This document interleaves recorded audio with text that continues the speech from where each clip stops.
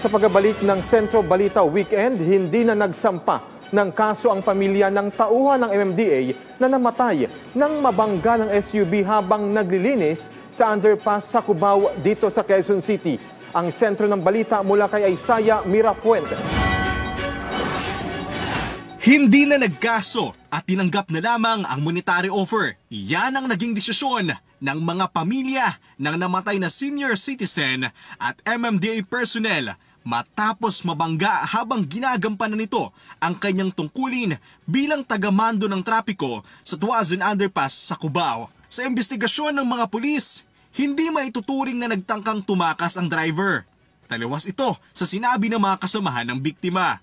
Habang naglilinis po yung mga MMDA personnel, habang yung isa pong personnel ay nagmaman ng traffic, bigla pong nasagasaan ng isang sasakyan SUV na puti na hindi po, ayon sa driver, hindi po niya napansin. Ayon sa mga pulis, hindi lasing ang businessman na driver pero nakatulog ito. Diniklarang dead on arrival ang MMDA personnel. Sa dalawang pamilya ng biktima, pareho nilang tinanggap ang pakikipag-areglo ng kampo ng suspect. Usap na yung dalawang partido, napag-usapan yung nangyari, and parehong nag-agree na walang may kagustuhan ng kung ano man yung naging resulta ng insidente kaninang madaling araw.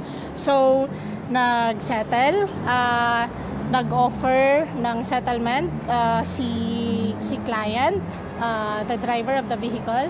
Nangako naman ang kampo ng driver na nakabangga na full satisfaction ang ipagkakaloob nila sa dalawang pamilya ng biktima na naulila. Maliban dito, sasagutin nila ang pagbuburol at pagpapalibing sa biktima at magbibigay din sila ng financial support sa pamilya ng nasawi. Hindi naman na humarap sa kamera ang pamilya ng biktima, pero para sa kanila, labis silang nagulat sa pangyayari sa kanilang padre de pamilya. Sa panig naman ng suspect, nagsisisi na ito sa nangyari at humingi na ng tawad sa nangyaring aberya. Kailangan talaga pag nasa kalsada po tayo, kailangan mag-ingat at mayroong mga necessary precaution dapat pag nagtatrabaho tayo sa kalsada para maiwasan po yung mga ganitong insidente.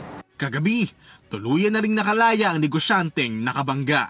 Isaiah Mirafuentes para sa Pambansang TV sa Bagong Pilipinas.